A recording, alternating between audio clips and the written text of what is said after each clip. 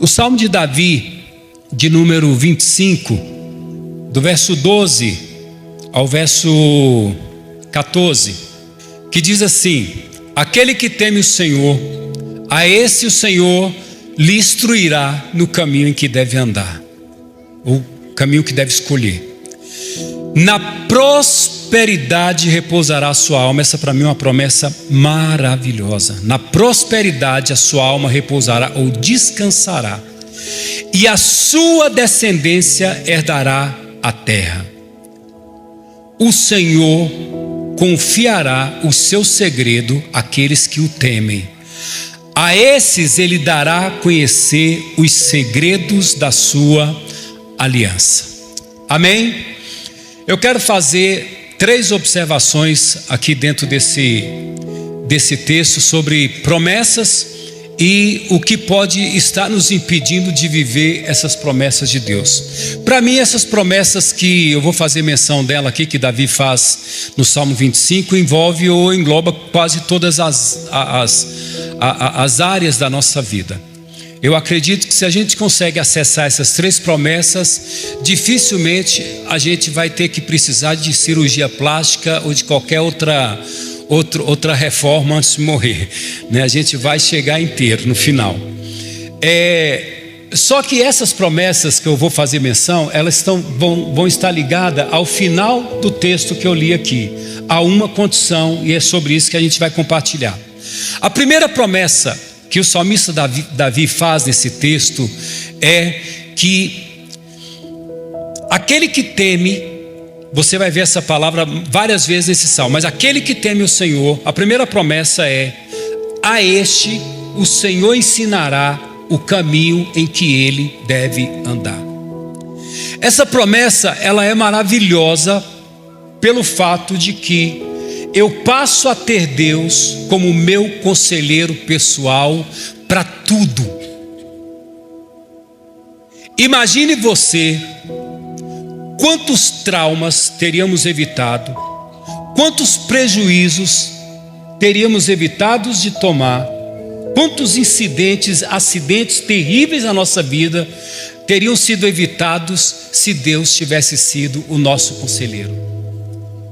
Se Deus tivesse falado: não faz isso, não vá por aqui, vá por aqui, toma essa decisão aqui, não toma essa decisão.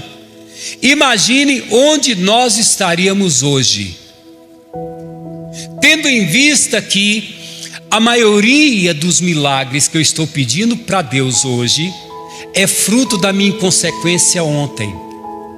Eu não digo todos, mas a maioria dos livramentos que eu estou pedindo para Deus na minha vida hoje foi fruto da minha independência de Deus ontem.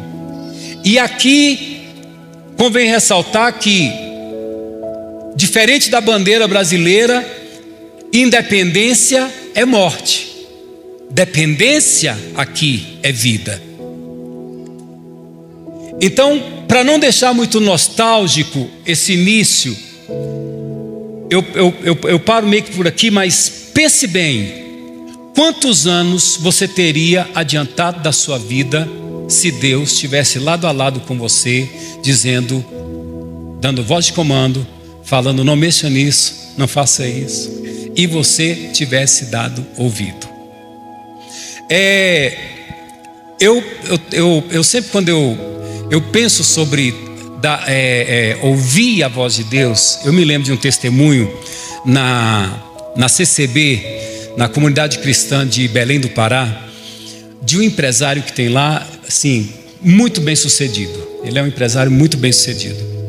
E ele mudou, ele era paraibano e foi da Paraíba para o Pará, pobre de maré, mas pobre. Irmãos, ele ia para o culto, isso ele é o testemunho dele. É o testemunho dele. Ele conta que às vezes ele não tinha dinheiro da passagem, e ele ficava na porta da igreja esperando para ver se alguém saía e oferecia carona para ele.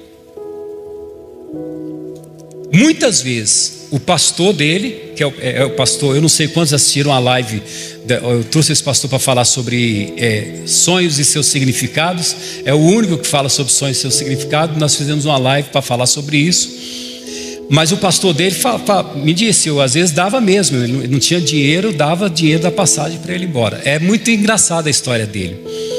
Ele se casou com uma advogada, e ele disse que a primeira vez que ele viu,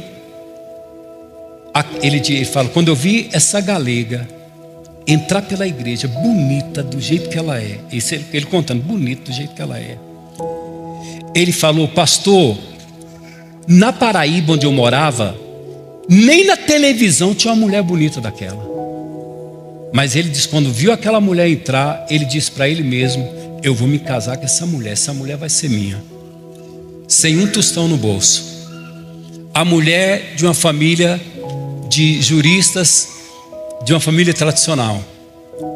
Irmãos, esse homem hoje, ele prosperou tanto, ele tem tanto dinheiro, mas ele me contou uma experiência desses dias que foi um up na vida financeira dele. Um dos empresários com os quais ele presta serviço em São Paulo pediu uma reunião com ele, e ele é na dependência de Deus direto, assim, o tempo inteiro ele está dependendo do Senhor.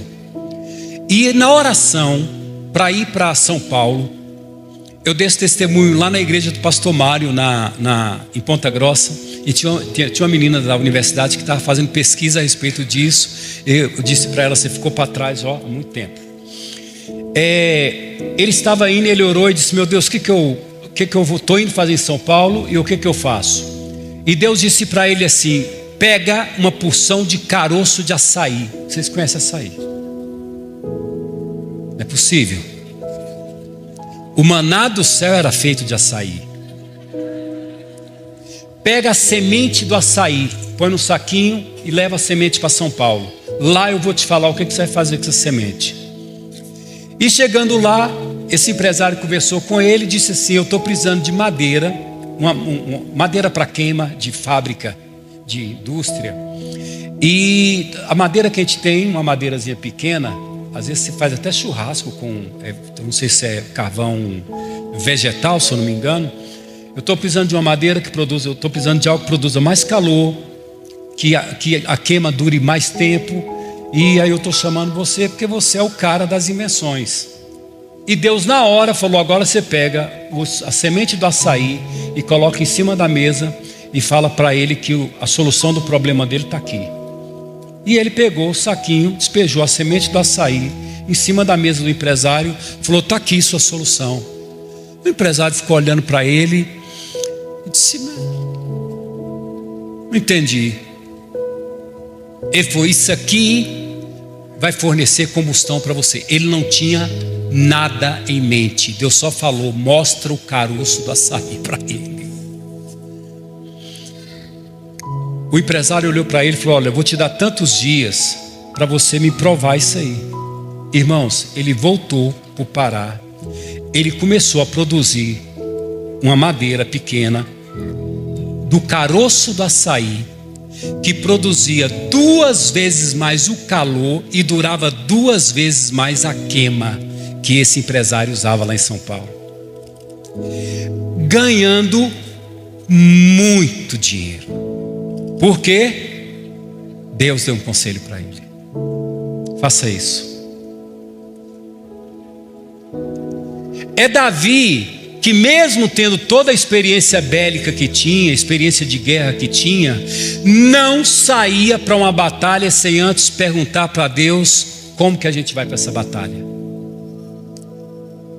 É um homem que tinha tudo para confiar na sua própria experiência, mas ele deixa escrito, não te estribes no teu próprio entendimento, mas confia no Senhor.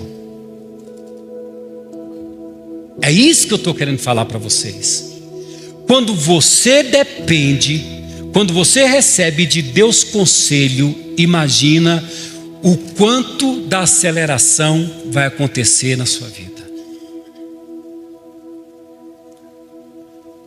quantos machucados você tem na sua alma, quantas feridas e quantos testemunhos você tem para contar que poderiam ter sido evitados. Primeira promessa. O salmista Davi diz: o Senhor vai lhe dar conselho, e o Senhor vai lhe ensinar o caminho em que você deve andar nele. Você vai ser bem-aventurado. Pensa se não é coisa de chique ter Deus como um coach. Quem é seu conselheiro? Segunda promessa: a sua alma repousará na prosperidade. Essa para mim talvez evite a maioria das inquietações que o homem normal tem. É entender que o que eu estou conquistando hoje não vai ser tirado de mim amanhã, independente do governo, independente da política, independente da economia. A prosperidade de quem teme ao Senhor não vai trazer insegurança nem perturbação. Eu não vou ficar preocupado com o que vai acontecer o ano que vem, porque a promessa diz: eu vou repousar na prosperidade. Porque o medo de perder o que eu tenho adquirido, o medo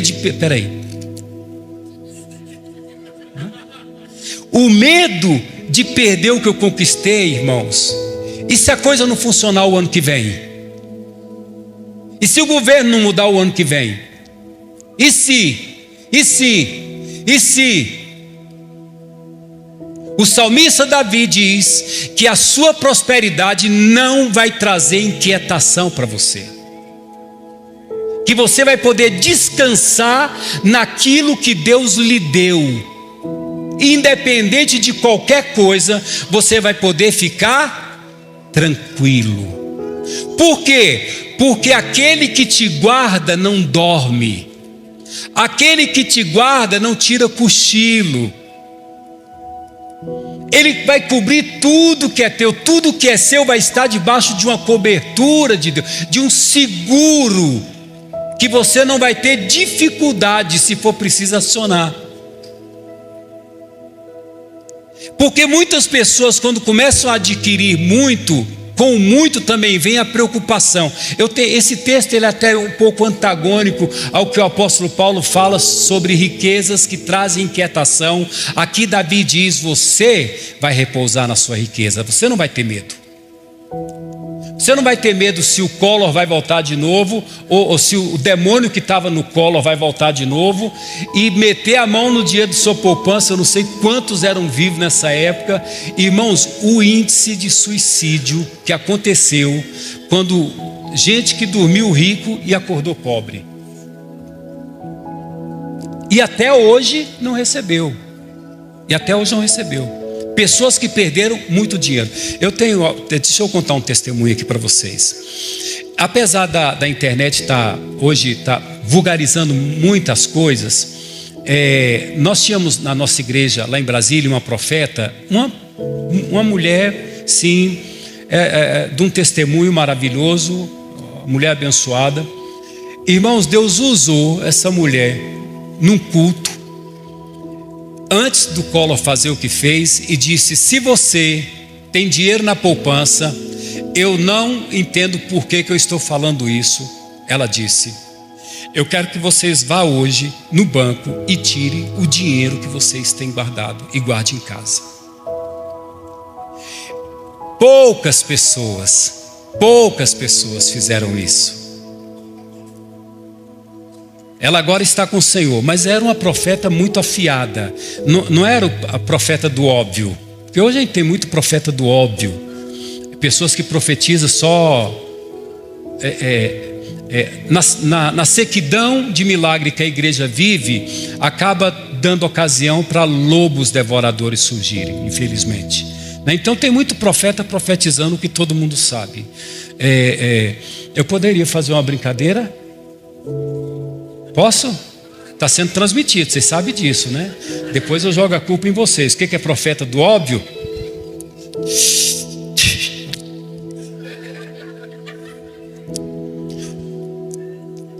Eu estou sentindo aqui agora. Eu estou sentindo de mim mesmo. Eu estou sentindo que aqui nesta noite tem, nessa manhã, ainda não é noite não, que tem 50 pessoas aqui com problema de vista que está pedindo e orando por cura na sua visão. Levanta a mão quem está orando por cura. Opa, pode levantar, levanta, isso. Mas não deu 50 ainda não. Mas você está de óculos por quê? Isso é a profecia do óbvio. Porque aqui nós temos o quê? Mais de 1000 pessoas aqui agora? Então eu vou arriscar um pouquinho mais. E eu estou tendo um revelamento aqui agora, que tem 70 pessoas. Olha como Deus é exato. Deus com D minúsculo. Olha, um mistério. Tem 70 pessoas aqui que sentem uma dor aqui, ó.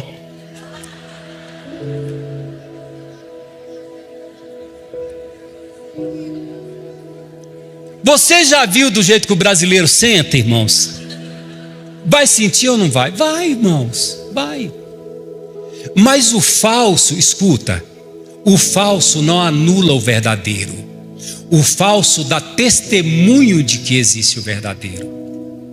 Então não é porque tem gente brincando com isso, eu não acredito nisso. Não vá para esse extremo também. Porque se fosse para ir para extremo, eu não oraria por libertação. Porque o que tem de gente brincando com isso e ganhando dinheiro com isso, aí de repente eu digo, não vou orar porque eles estão brincando lá. De jeito nenhum. De jeito nenhum. Amém? E a sua alma repousará na prosperidade. Você não vai ter medo do futuro. É a segunda promessa. Terceira promessa: e a sua descendência herdará a terra. O salmista está dizendo que você não precisa se preocupar com seus filhos, com seus netos, com seus bisnetos, porque a aliança que Deus faz com você é uma aliança multigeracional.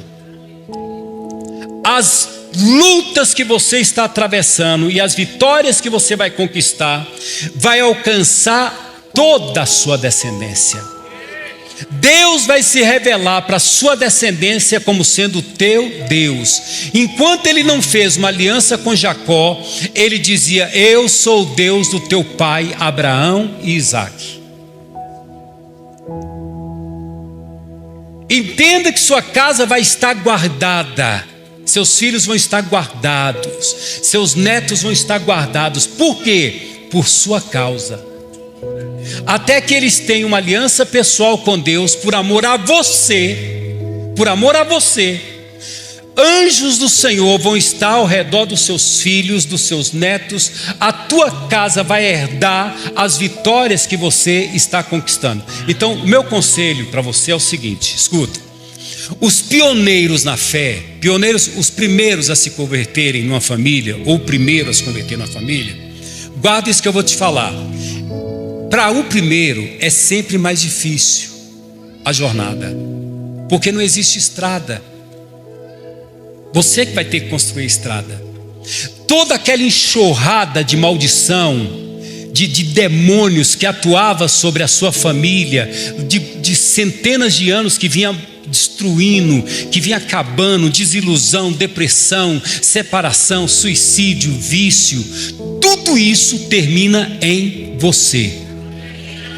E a partir de você começa uma geração abençoada. Seus filhos não vão herdar o que você herdou por ter sido o primeiro a se converter. Seus filhos vão herdar a bênção que você está conquistando.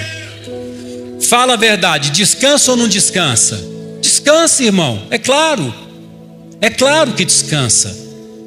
Porque eu sei que Deus, por amor a mim, vai olhar para os meus filhos e vai andar com meus filhos e vai atrair os meus filhos, porque está escrito: com amor eterno eu te amei, com benignidade eu te atraí. Então em você, o salmista diz: a tua descendência vai ser abençoada. deixa eu esticar um pouquinho isso aqui, irmãos. Escuta bem. Independente de onde seu filho esteja agora. Sério, pastor? Sim. Talvez ele está numa biqueira, talvez ele sumiu, talvez ele é viciado, está fora do caminho do Senhor. A bênção de Deus está sobre a cabeça daquele menino e daquela menina. A bênção de Deus está sobre ele. Ainda que ele esteja num lugar onde Deus não queria estar, Deus vai estar lá com ele por sua causa. Por sua causa. Isso é maravilhoso. Entender que a minha geração vai ser abençoada. Então, às vezes, talvez você, tanto quanto eu, você diga assim: pastor, eu não tive uma infância espiritual. Porque quando eu falo sobre a minha infância espiritual, tem gente que fala: pastor, isso não foi uma infância. Isso foi isso foi um campo de concentração. Porque eu me converti, eu fui o primeiro na minha família a se converter. Era todo mundo na macumba, irmãos, literalmente. Todo mundo em centro espírita. A única que não gostava muito era minha mãe. Até eu era socado lá também. Só que nunca desenvolvi. O pessoal dizia: pastor, o senhor era tão ruim que nem o capeta te chamou para desenvolver. Eu digo: graças a Deus, graças a Deus. Mas aí eu levanto minha mão para Jesus. Escuta bem o que eu vou te falar. Tomo minha decisão com Cristo.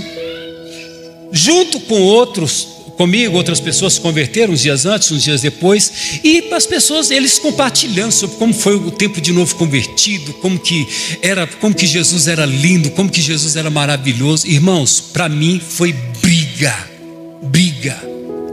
Do primeiro dia já começou a batalha. Eu não entendia por que para mim era tão difícil. Por que para mim estava tendo tanta luta para eu prosseguir? Mas hoje, quando eu olho para trás e eu vejo minha família quase toda na presença de Deus, eu entendo. O diabo não podia me deixar ficar firme, porque ele sabia que ele ia perder o sobrenome da minha família. Ele sabia que ele ia perder a regência da minha família se eu continuasse firme. Então talvez você que está aqui nessa manhã, e você é um dos primeiros a se converter na sua família, e você diz: pastor, está muito difícil. É porque o diabo sabe que através de você, toda a sua casa vai ter um encontro com Jesus.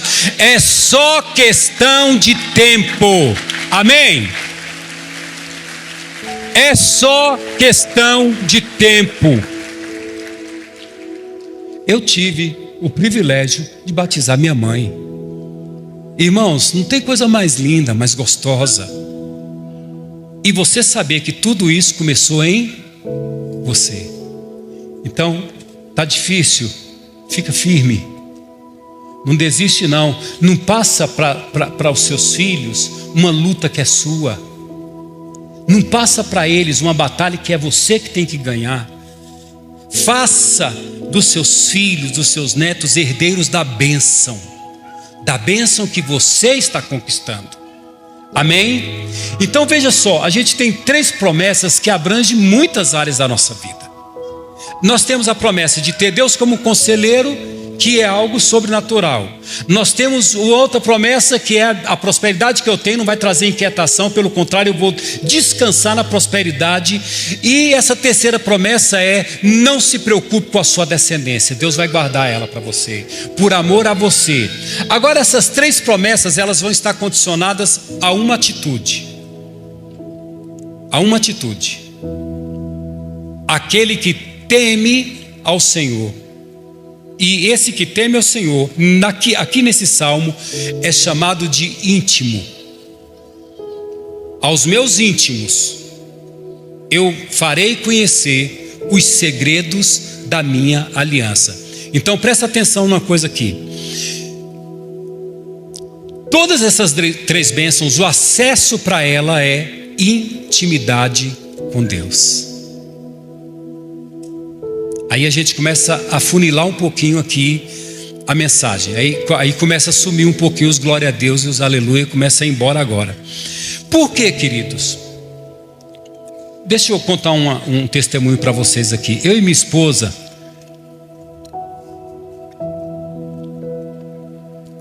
fomos chamados para fazer um aconselhamento com o casal. E o problema do marido era que ele estava tendo pensamentos de pornografia nas horas mais estranhas do dia, inclusive nos cultos. Simplesmente vinha cenas de pornografia na mente dele. E por trabalhar com libertação já há muito tempo, estava ele e a esposa, eu e minha esposa, a gente faz uma triagem. Toda vez que eu atendo alguém, tenho umas perguntas que é uma triagem que eu faço para poder tentar pegar ali alguma coisinha. E a primeira pergunta que eu fiz para ele foi: você anda vendo pornografia? E ele disse: não, pastor, não. Na época ele tinha 7 anos de fé. E ele disse: eu tenho 7 anos que eu estou convertido. Desde que eu me converti, eu abandonei tudo. E a esposa dele estava do lado e ela estava concordando com ele. Porque a pergunta também eu fiz para a esposa. Ela disse: não, pastor, a gente não tem acesso a isso. E aí eu fiz algumas outras perguntas e não entendi por que ele estava sendo vítima desse tipo de coisa. De repente eu só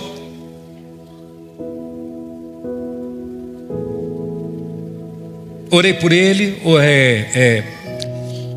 orei pela libertação dele. Voltando para casa, eu e minha esposa, a gente estava no carro, e eu orei baixinho, porque eu não entendi por que ele estava sendo assediado com pensamentos de pornografia, sendo que ele não tinha acesso a isso. Porque funciona assim: se você viu um dia, mas não viu mais, é como uma fotografia que vai desbotando, até não ter mais imagem nenhuma. Mas se você viu um dia, quando começa a desbotar, você vê de novo, isso vai ficar bem vívido dentro de você. E ele disse não. E na hora que eu estava voltando para casa, eu orei por ele e eu disse assim: meu Deus, por que o Senhor não revela para esse homem por onde esse bicho está entrando para poder assediar a mente dele? Já que eu não tive conhecimento, eu disse: por que o Senhor não revela para ele qual é a porta? Imediatamente o Espírito Santo me disse assim: o que você está pedindo para ele, o nível de revelação que você está pedindo para ele, é reservado para aqueles que são meus íntimos. E eu, como bom gaiato que sou, na hora eu já disse assim, só pensei: então quer dizer que o senhor tem um grupinho aí que é... Deus disse: não. A porta da minha intimidade está aberta para todos. Só que só alguns querem pagar o preço para serem íntimos. Eu falei: não vou falar mais nada que vai sobrar para mim. Vai sobrar para mim. Talvez, irmãos, esteja aí o que está impedindo você de acessar esse nível de bênção para a sua vida. Ter intimidade com Deus. O que eu preciso saber quando a gente fala sobre ter intimidade é que a casa é dele, as regras são dele. Eu não tenho que questionar.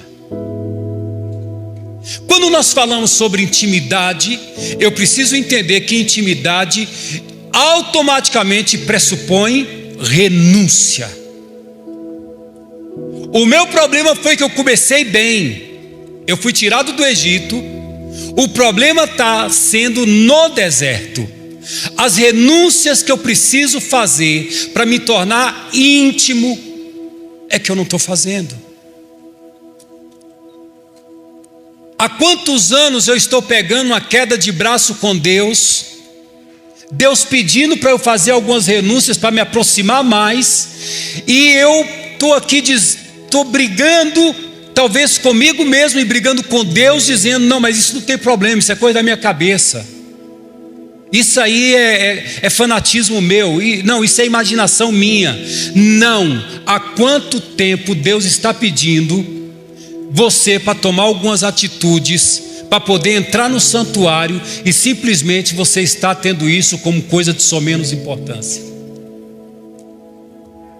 Você não pode imaginar que você vai viver a intimidade dos 12 se comportando como alguém que vive na multidão, porque a multidão quer milagre, pão e peixe só. E esse às vezes está sendo o problema nosso.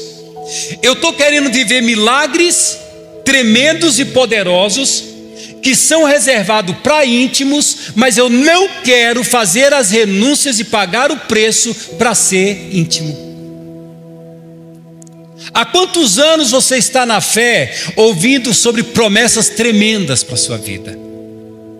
Porque a igreja, ela é um útero que gera sonhadores. Irmãos, vocês vão concordar comigo, é difícil estar aqui, viver aqui e não ter sonhos. É impossível, é impossível. O índice de profetas que veio nessa igreja esse ano 2025 foi muito grande.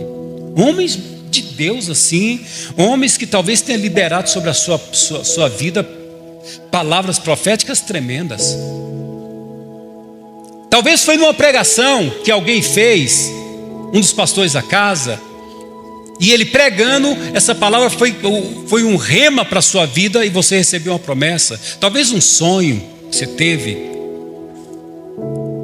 dormindo, ou talvez um sonho que o próprio Deus plantou no seu coração. E por que você não está vivendo isso ainda? O problema, irmãos, é que quando um sonho ele não é vivido, ele se torna um tormento para a gente. Porque a Bíblia diz que a esperança tardia, ela faz adoecer a alma. Ter um sonho e não viver o sonho é terrível, é adoecedor, é traumatizante. Eu não sei, irmãos, o que é mais doloroso, o que machuca mais, é não ter sonhos ou ter sonhos e não vivê-los. Então muitas vezes o nosso problema é que o sonho que Deus me deu acabou se tornando um espinho na minha carne. Por quê?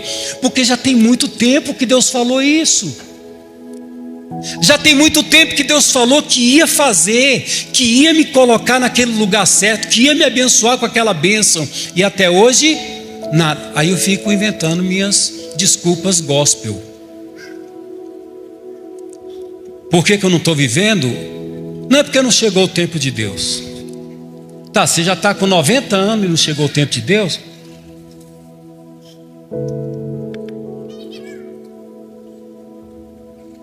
Tem crente, irmãos, que talvez a pior besteira que você vai fazer no dia é encontrar com ele no domingo de manhã. Ele vai estragar seu domingo. Vai. Porque você chega para ele e fala: e aí, meu irmão, como é que tá? Ih, pastor Getúlio. Não, mas eu já tenho esse estigma, né, comigo, né? Porque às vezes eu encontro alguns irmãos e eu pergunto assim, eu estou falando sério, não estou animando plateia.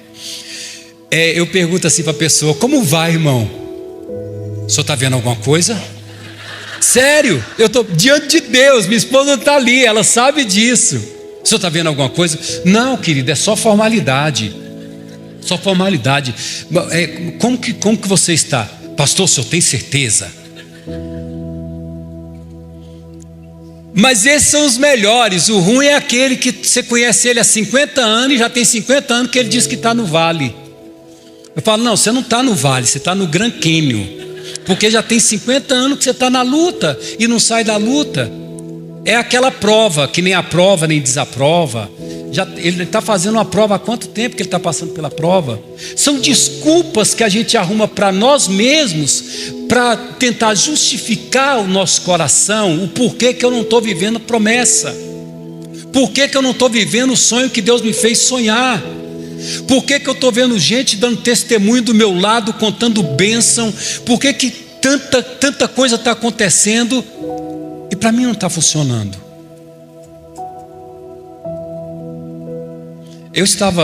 Foi numa praia aqui no litoral, antes de eu vir morar aqui para Curitiba.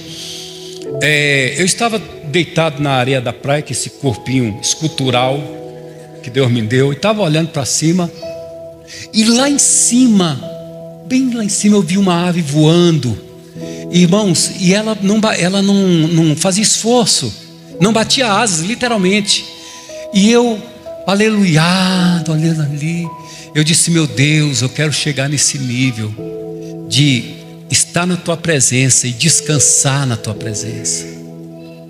O Senhor disse: aquele vento só tem lá em cima, não tem aqui embaixo não. Se você quiser esse nível de relacionamento, você vai ter que chegar lá. Lá dá para voar sem bater asa, aqui não. Quando Deus foi colocar o povo hebreu na terra de Canaã, Ele procura Josué antes de atravessar o Jordão, e Ele dá uma palavra muito clara: santificai-vos hoje, porque amanhã o Senhor fará maravilhas no meio de vocês, mas se arrumem antes. Se eu quero viver as promessas, eu preciso preparar o caminho para o Senhor. O problema é que eu sou maduro demais para tomar algumas atitudes que eu acho que é muito infantil. O problema, irmãos, é que eu sou intelectual demais para aceitar algumas sugestões que Deus me dá. O problema é que eu acho, o problema é que eu penso, o problema é que eu só vou obedecer se Ele me falar por quê. E é esse cristianismo humanista, racional, tóxico, que está impedindo muita gente de viver o que Deus tem para elas. Muitas pessoas não estão vivendo o sonho porque ainda não saíram do meio da multidão. Continua sendo o mesmo da multidão. Não que Deus não tenha gritado o teu nome e convidado você para o banquete. O problema é que você quer entrar no banquete sem usar as roupas que Ele está fornecendo para você usar. Até quando você vai suportar isso? Você escolhe. Até quando você vai ter um sonho, uma palavra profética, que você sabe que foi Deus que liberou na sua vida, e você não vai viver? Você decide. Não, pastor, quando Deus quiser. Não, a decisão ela é sua. Ela é sua. Renúncias têm que ser feitas. É algo, irmãos, que eu preciso entender com bastante clareza. Se eu e minha esposa queremos ser íntimos desse casal. Eu quero ir na casa dele, quero que ele vá na minha casa. Eu preciso entender uma coisa: na casa desse casal tem regras. E por mais tolas que essas regras pareçam para mim, se eu acho que vale a pena, eu me submeto a essas regras para ter intimidade desse casal. O meu problema está sendo esse. Porque a palavra renúncia, às vezes nós temos uma geração que é alérgica à palavra renúncia. O que é que Deus está pedindo você para abandonar, que você está brigando até hoje com Deus, dizendo: eu acho que não, o Senhor não tem razão. Saul, deixa eu te falar, Deus mandou exterminar tudo, Saul. O problema é que você olhou para as ovelhas e para outras coisas, você achou: eu acho que isso aqui é exagero. E você está voltando para o Senhor dizendo: eu obedeci tudo. E Deus está falando: mas como tudo? Irmãos, nós somos uma geração dependentes do Senhor.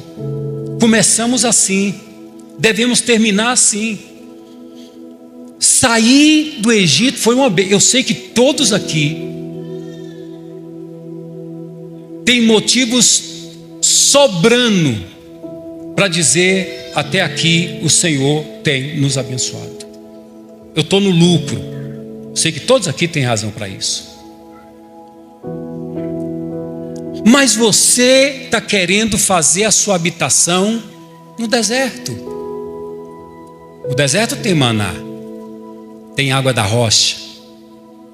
O deserto tem cordonizes, tem livramento, mas é deserto. A impressão que foi feita no seu coração com fogo foi da terra que mana leite e mel. Então o deserto sempre vai ser deserto. Qual é a promessa de Deus para a sua vida que você não viveu ainda? Bora, mexe aí na cabecinha. Qual é a promessa que Deus fez para você que até hoje não aconteceu? Ou quantas são as promessas que ainda não aconteceu? Agora, tenha a sinceridade de perguntar por que elas não aconteceram ainda.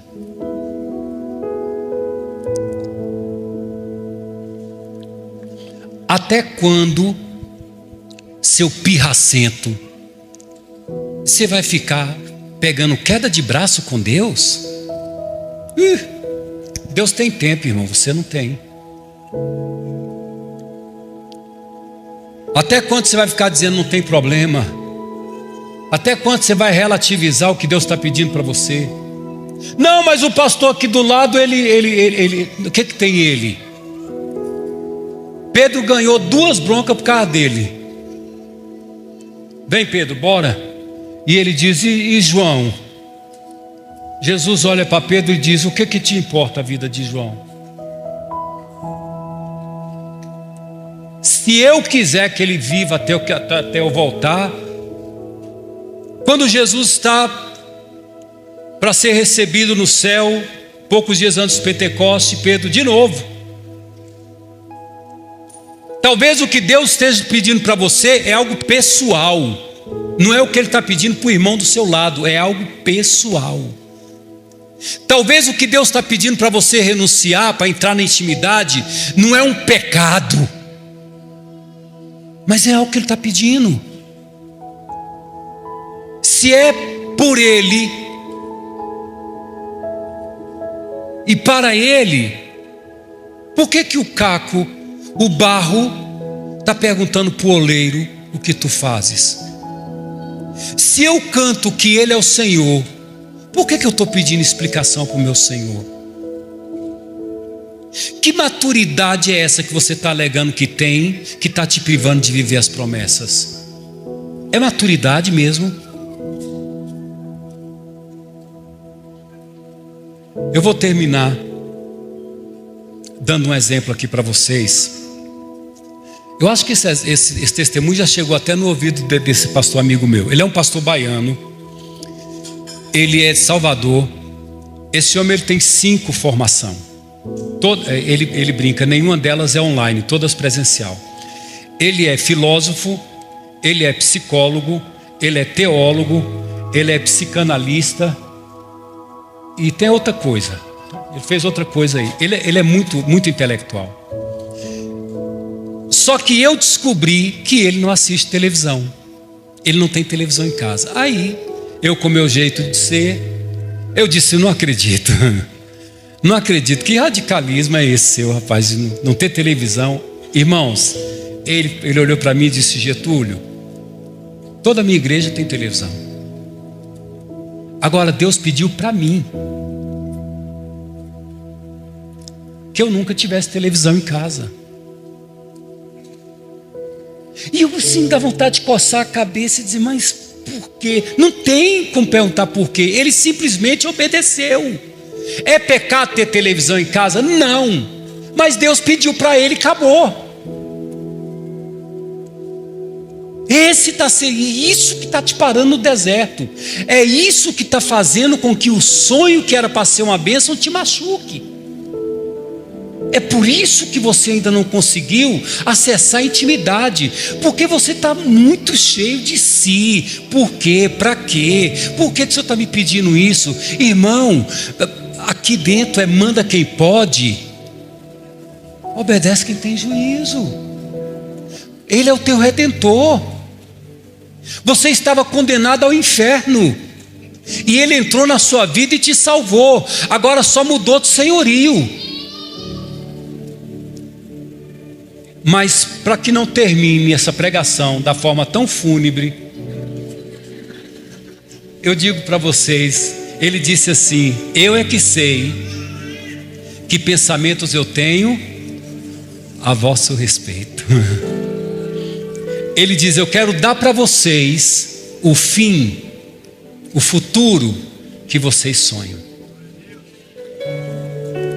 O problema é, obedece. Obedece. Mais uma vez, que intelectualidade é essa que está te privando de viver os sonhos de Deus? Onde é que você parou? Em qual lugar que você parou? Irmãos, por que tanta gente sem viver promessas? Você já reparou isso? Por que tantas promessas bíblicas, mas tão pouca vivência? Nessa manhã, eu quero que o Espírito Santo te ajude. Eu quero que o Espírito Santo te ajude.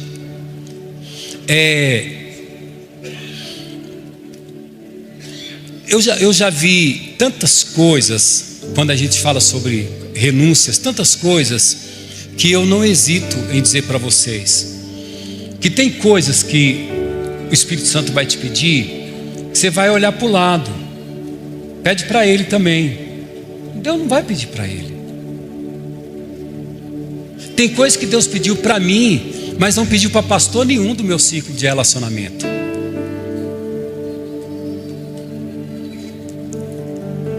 Então eu termino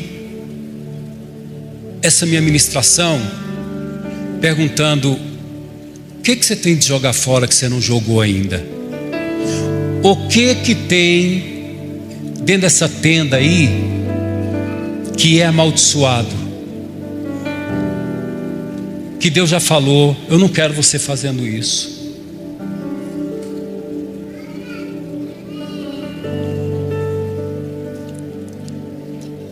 Eu vou orar para que o Espírito Santo te ajude, mas com certeza, irmãos, você sabe o que é. Com certeza você sabe onde você parou e ter que voltar lá para poder retomar sua caminhada, porque ainda existe tempo. Ainda existe tempo, porque o Senhor disse: o meu espírito não contenderá com o homem para sempre. O problema é quando meu coração se tornar duro demais, a ponto até de não ouvir o que Ele quer falar comigo. Eu já disse não para Ele tantas vezes, que hoje Ele não me pede mais isso. Vamos ficar de pé?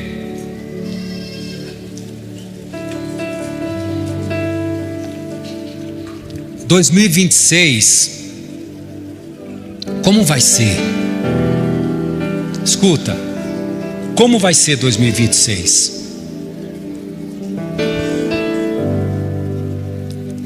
Pastor, 2020 vai depender, pastor. Vai depender. Depender de quê? Vai depender da política, vai depender da economia, vai depender inúmeros fatores, pastor, vão determinar como vai ser 2026. Você vai determinar como vai ser 2026 agora. Agora.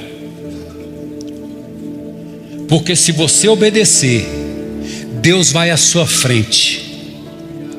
Deus vai à sua frente. E Deus vai desbaratar com seus inimigos.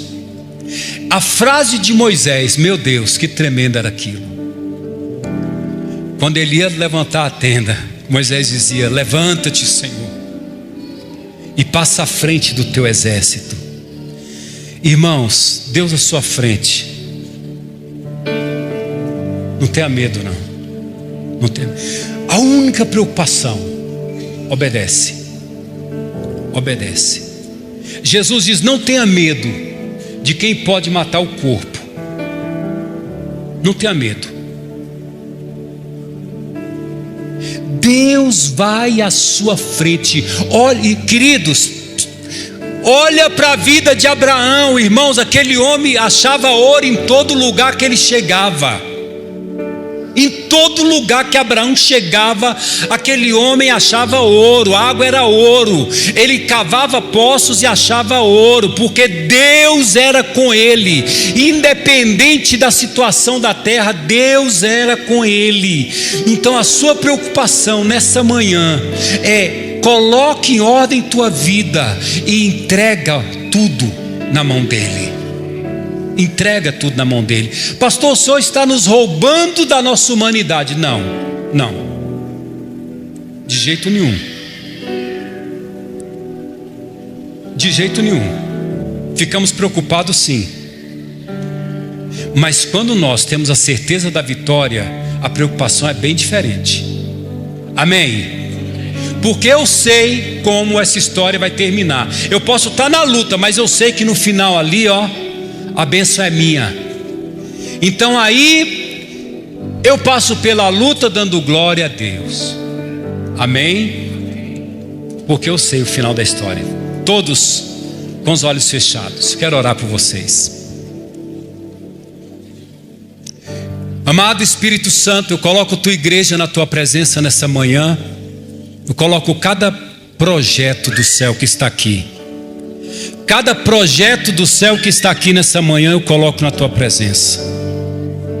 Essa pessoa foi planejada pelo Senhor. O Senhor planejou essa menina, esse homem.